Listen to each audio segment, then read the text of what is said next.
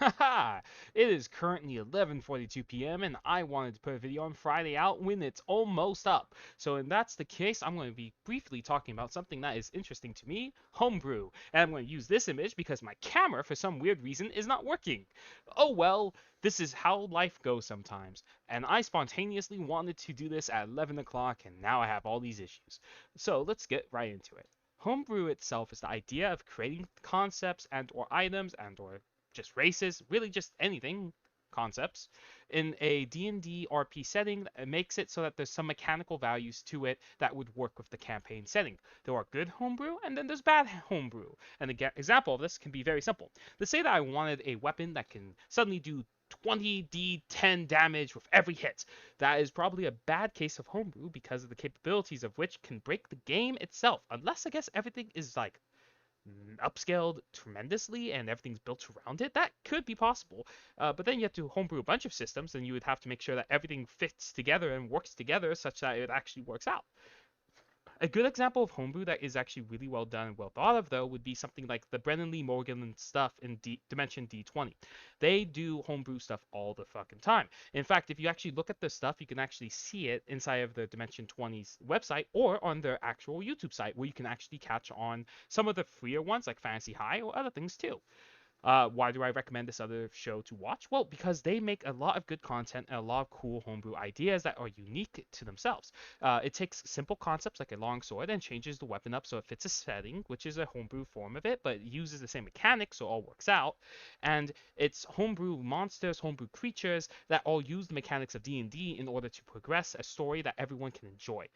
It is something that is really well done, and I recommend to look into if you are someone who's looking into making a setting that is unique but not too different in terms of mechanics. They do it in the perfect way where you can see a good balance, and they make it so that you can still use all the spells that you were used to. They have different settings as well, different types of systems as well, not just D&D, but D&D is what they mostly use.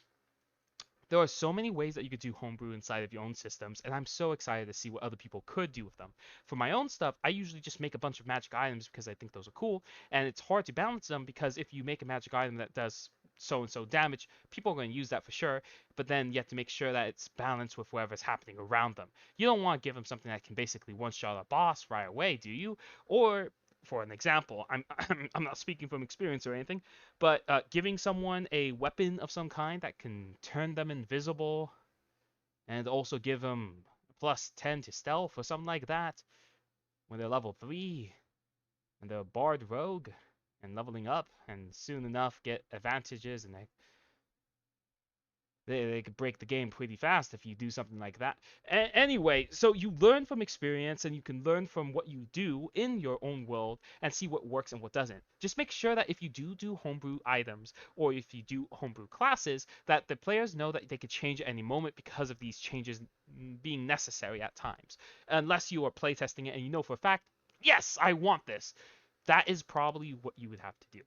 Uh, that is basically my whole thoughts on homebrewing in general. I'm sure there's more. If you guys want to know more about that type of thing, ask me in the comments. Again, I will answer any comment that you guys ask me. I might make a video about it.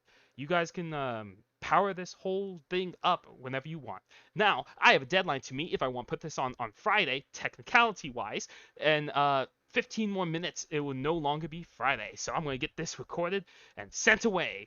Have a wonderful time, and I hope you all have a great day.